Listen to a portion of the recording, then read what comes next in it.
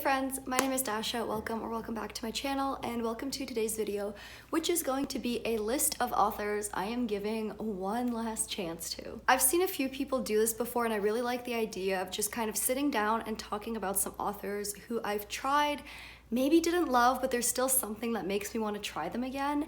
And I've definitely seen books by Emily Fox do this. I don't know who else, but I have a big old stack beside me and talk about some authors whose first book that I read by them I did not like, but I'm still willing to try. And keyword here is like. I'm sure a lot of these books are beloved for reasons. There are some like classic authors here, and there are some beloved authors here. For whatever reason, I didn't like them. There's also, like, looking at my list, there's also a ton of subversive authors, which might also be a reason why I'm still kind of interested, because I want to enjoy subversive books, but I might be too stupid for them. So we'll see. I also haven't rated a lot of books from these authors. And I usually don't rate books that I find difficult to explain and difficult to settle on a rating for, because they're just so weird and I don't know if I like them, but I also don't know if they're bad. So yeah, let's see what happens. I'm gonna start off with one that I read ages ago. I might be willing to reread, but I wanted to talk about Kurt Vonnegut. So I've read Slaughterhouse-Five, and listen, I didn't love it. As far as writing styles go, I do not gel with Mr. Vonnegut's writing style at all.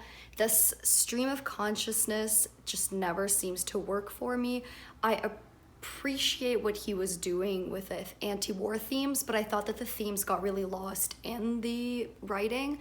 But I know that a lot of his other books are absolutely iconic. One that comes to mind right away is The Cat's Cradle. I know that one's beloved, and there's a few others. So I would definitely read more of his stuff. But like, if the next one I try is shit, like, I'm just not gonna keep trying. I don't think I could do this. Maybe I need to reread this now that I have a bit better media literacy and more critical thinking skills as a reader. But overall, I remember not really liking this, and I'm definitely gonna have to give him just like one more chance, because his books are also, for being so short, really friggin' hard to get through. They're dense. When I was making this list, one author specifically popped into mind right away. I've read one of his books, which is Fight Club. I'm talking about Chuck Palahniuk, and he is absolutely a subversive author. Here's the problem. I thought I didn't want to read more Chuck Palahniuk after reading Fight Club. I was really frustrated at how pretentious it kind of was, and while I enjoyed that one overall, I could not pinpoint whether I thought the writing was bad or good, genuinely. The problem arises when your boyfriend is a huge fan of Chuck Palahniuk and owns a ton of his books and has read a lot of his books and is trying to convince me to read more of them. And I think I'll probably cave. Haunted is on my list. This one I'm feeling kind of iffy of, because my boyfriend ended up reading this one, and there is one short story in here. This is basically about a group of authors who go to a writing retreat, horror authors, and they are all telling the story of what happened at the retreat, but also sharing their short stories. And one of the first ones is absolutely fucking disgusting. Like, my boyfriend explained to me what happened, and now I have no desire to read it. However, I know that's not a valid reason to not want to read a whole book, and I still am kind of interested in this one. He also really loved Choke, and he said that I might actually enjoy it because there's a lot more thematic content overall packed into here, which makes it kind of worth it. And then the other two, Invisible Monsters was apparently just an absolute mess to get through. I don't know if I want to read that one. He hasn't read Survivor yet, and I don't know. It sounds kind of interesting, but I don't know if I would unless I get like really good reviews for it from him, like unless he says it's absolutely worth reading. But yeah, Chuck Palahniuk is one of those authors where I can just feel like I'm not gonna love all his stuff, but that like what if is there, so I will give him one more chance. It'll probably be with either Choke or Haunted, and I'll see if it's worth it to read more of his stuff. I understand his thematic content, and what he does with like pushing boundaries is great. Damn, it's hard to read though. And I'm stupid and lazy. So the next author is much more popular, but also a little bit controversial. It is Miss Sarah J. Maas. So as you guys know, I have read both A Court of Thorns and Roses and Throne of Glass, and I disliked both of them quite a bit. Court of Thorns and Roses had some potential at the beginning, but I just didn't quite love where the story went, and I just really hated the romance, and Throne of Glass was just a mess from start to finish. Miss Sarah J Maas also has a few controversies under her belt. Nothing that I would consider major in terms of like, she obviously doesn't have any like criminal things or harassment or anything going on like some authors have had, but she's generally not considered to be a particularly good person for several reasons, including her representation in her books, the way she possibly treats other authors, but that's rumored, as well as possible Zionist ties, but like that one's kind of hard to confirm. It was an article from ages ago and she doesn't really talk about that kind of thing, so like it's all kind of controversial, right? The thing that happened is Ray had bought me this book before either of us had read Throne of Glass, which we ended up reading together, and also before a lot of people started talking about Sarah J Maas more publicly because of all the hype she was getting on Book Talk, and people were just like, we've had enough, we've seen her go like rip through BookTube and now Book Talk. So none of us really knew, but I do have the book, and because I am a lover of high fantasy, I do still want to give this a try. I know that it's a bit more almost urban fantasy, it's set in an urban like setting, but it is still high fantasy in that there are all sorts of creatures. Our love interest in this is a fallen angel or something, which kind of could be appealing, but I don't really love romances unless they're incredibly well written, so hopefully that's what happens in this and I still enjoy it. But if I do not like this, I will never touch a single thing that she puts out ever again. I am just over it.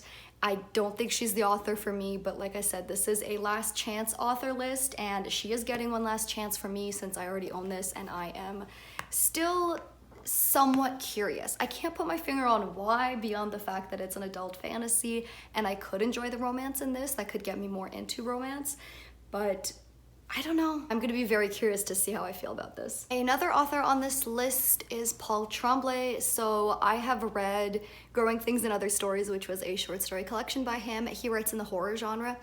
And I, as you guys might remember, gave this book 2 stars. I really did not like it. It was just not really for me. I don't think short stories are often the way to go, and a lot of these felt like filler and they felt not well written. However, he has a lot of books out. He has a huge backlist, and recently I was watching someone's thriller recommendation video and she suggested Cabin at the End of the World. And this is basically part home invasion, part apocalyptic story. There's a family that is vacationing and a group of people come to their house and try to basically convince the family to let them into the house, because if they don't, the world will end. So it's apparently quite short. It's apparently very interesting. I've heard very mixed reviews about it, but for some reason, the premise of this one intrigues me enough that I'm willing to give Paul Tremblay another shot.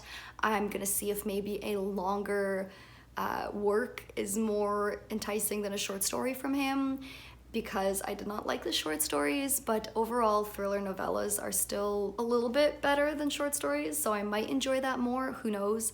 And if that doesn't work, I don't think I'm gonna pick anything else up by him, and not a lot of his premises intrigue me much anyways, so I don't think it'd be like a huge loss. But he is quite popular at the moment in the horror and thriller genre, so I would be interested to pick up another one of his books. Not at the top of my priority list, but I would give him another shot. The next author is one that I'm actually still excited to give another shot, but she's definitely on probation with me. It is Miss Ottessa Moshfegh. So I read My Year of Rest and Relaxation earlier this year, and it was a lot. A lot of feelings to process. This is a very subversive literary fiction tale of a woman who decides to sleep for a year thanks to the help of some medications that she gets from her batshit crazy psychiatrist. And it's just very odd. And I know that the point of the character was to be unlikable, and that's not what bothered me. I know that this author tends to often not glorify, but just be very honest about things like biology and human functions. That's not what bothered me. I know that this is supposed to make you feel uncomfortable. I don't know if that's what bothered me. I don't think anything bothered me about this book. It's just such a weird one that like I'm still processing it. I also really didn't like the ending personally, but like that wasn't the point of the book, so that's fine. I don't know. Something about Ottessa Moshfegh is intriguing, but I also want to like never touch one of her books again because my brain hurts. So I'm definitely gonna try more of her books. I think the next one is going to be either Death in Her Hands or McGlue. I don't think McGlue is one of her more popular ones, but it's short. so I would try that. But definitely Death in Her Hands is one of the more well-known ones, and I definitely do want to still pick that up, see if it's worth for me to go through her whole backlist. Homesick for Another World is a collection of short stories, so I think I'm gonna skip that unless I absolutely fall in love with Death in Her Hands. I just think the themes of Death in Her Hands might align more with what I tend to enjoy. I thought this would too, and some of it hit, but some of it didn't. Death in Her Hands is about this older woman who lives alone in the woods, and she suddenly finds a note and like a belonging of someone, and the note is just written like the person's name and that she's dead, but she can't find any trace of who it really was when she was alive, so she like kind of starts going crazy. If I'm mistaken, correct me, but I think that's kind of the general premise.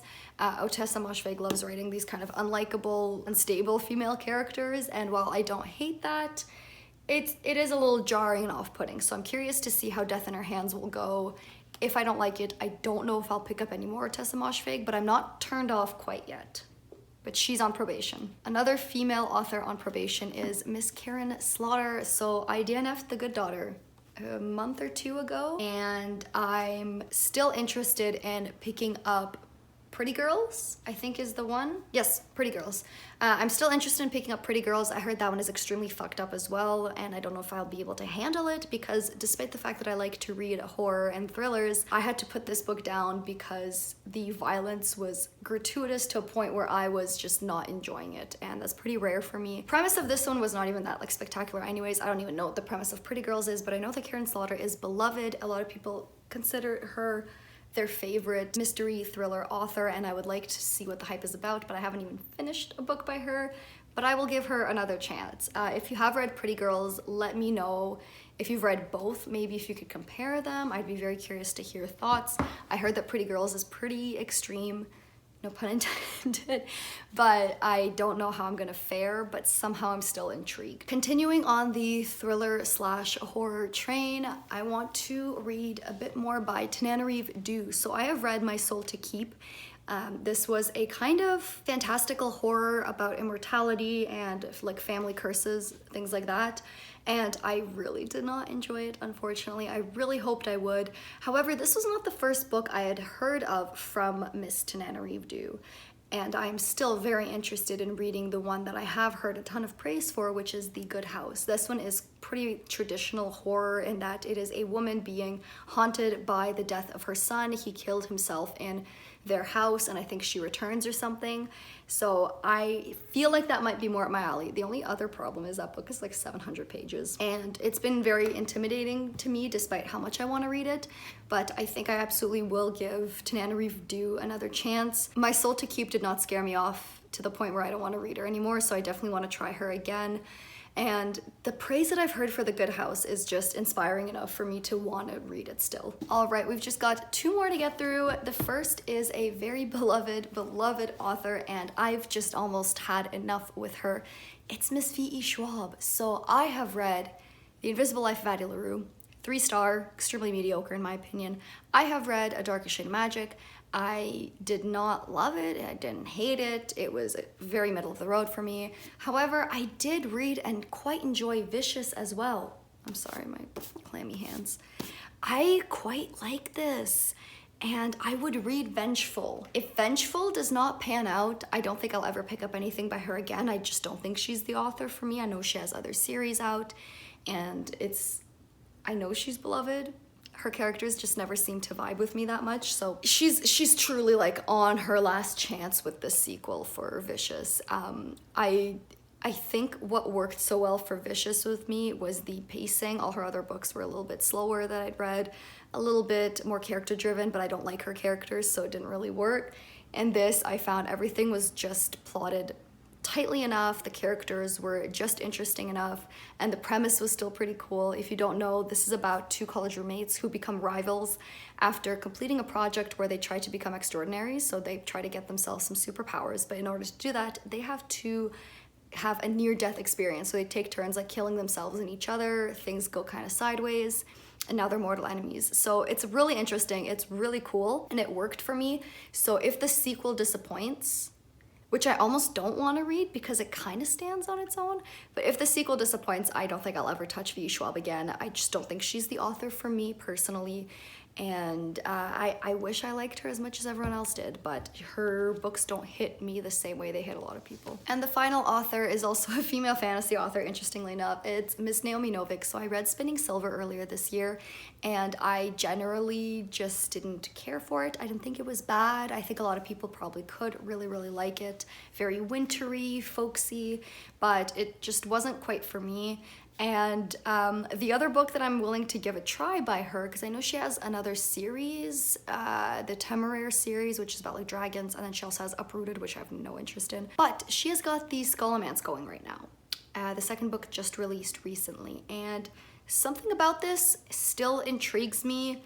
I think if she had had nothing else, I would kind of have given up on her already after Spinning Silver. I just don't know if she's the author for me.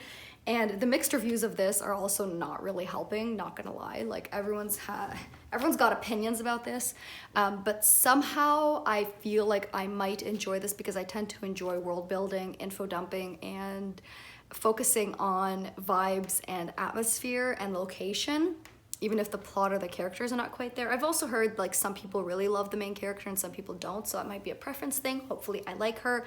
But if this goes sideways for me, I don't know how much interest I'd have in ever reading Naomi Novik again. I just don't know if her writing is for me.